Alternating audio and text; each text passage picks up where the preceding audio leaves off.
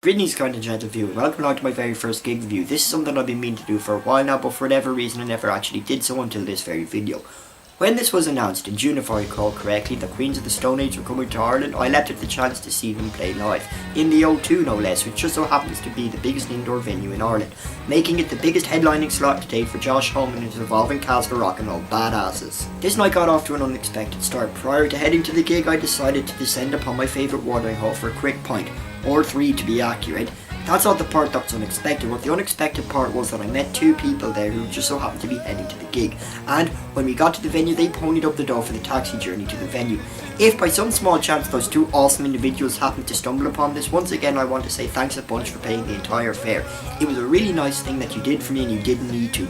Things continued to be great when they opened up with a thunderous version of You Think I Ain't Worth $1 But I Feel Like a Millionaire, quickly followed by an equally awesome rendition of No One Knows. The gig continued in this vein with a band playing song after song of pure rock excellence.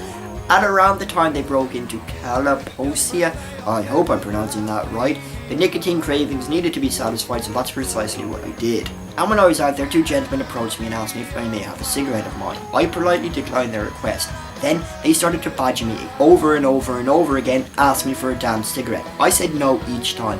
Halfway through being asked for like the fifth time, I decided to walk off. I don't know what made them think that asking me for a smoke multiple times would yield a different answer. That to me is a textbook example of Einstein's definition of insanity, which for those of you unaware of what that is, he said the definition of insanity is doing the same thing over and over and over again and expecting different results. After finishing my cig, I headed back in to watch the rest of the gig, which continued to be awesomely good. As brilliantly epic as the set they played was, there was one glaring omission: they never played Feel Good Hit of the Summer, which was a minuscule disappointment. Hey, you win some, you lose some. Another complaint I had was that the sound wasn't as good as it could have been. It wasn't awful or anything like that, it just could have been better.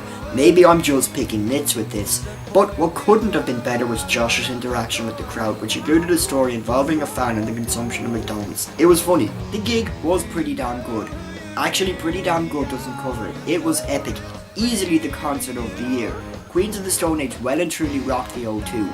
I don't know how this ranks with their previous gigs. This is the first time I've seen them playing live at one of their own shows and not as part of a music festival.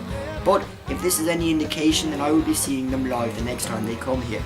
I don't know if they'll be playing such a large venue when they return, but it's a moot point because I'm fairly sure it will kick ass. At this stage you've heard enough of my ramblings about this, so I'm just going to leave it there. The gig was pretty damn good. Actually, pretty damn good doesn't cover it. It was epic. Easily the concert of the year. Queens of the Stone Age well and truly rocked the O2. I don't know how this ranks with their previous gigs. This is the first time I've seen them playing live at one of their own shows and not as part of a music festival. But if this is any indication, then I will be seeing them live the next time they come here. I don't know if they'll be playing such a large venue when they return, but it's a moot point because I'm fairly sure it will kick ass. At this stage you've heard enough of my rambling.